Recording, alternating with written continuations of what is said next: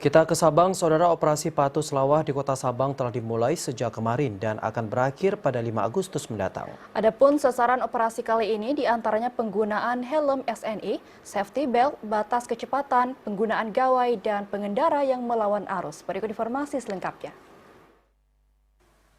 Seratusan personil gabungan dari TNI Polri, Dishub, dan Kesehatan mengikuti apel gabungan operasi Patuh Selawah di halaman Kepolisian Resort Kota Sabang. Berdasarkan data kepolisian di wilayah hukum Polda Aceh, terdapat 46 kejadian pada tahun 2018, sementara di tahun 2019 meningkat menjadi 72 kejadian kecelakaan. Dari kasus tersebut, persentase 18 orang meninggal dunia pada tahun 2018 dan menurun pada tahun 2019 menjadi 11 orang. Kepolisian Aceh juga mencatat pada tahun 2018 terdapat 9.571 kasus pelanggaran, dengan penyelesaian tilang 7.947 kasus dan 1.624 teguran. Angka ini meningkat 37% di tahun 2019, menjadi 13.153 pelanggaran dengan penyelesaian tilang 10.869 kasus dan 2.284 teguran. Sasaran operasi kali ini diantaranya penggunaan helm SNI, safety belt, batas kecepatan, penggunaan gawai, dan pengendara melawan arus.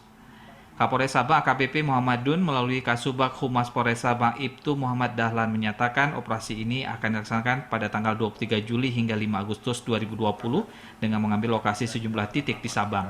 Setelah operasi Selawah diganti dari operasi Rencong menjadi gelar operasi Selawah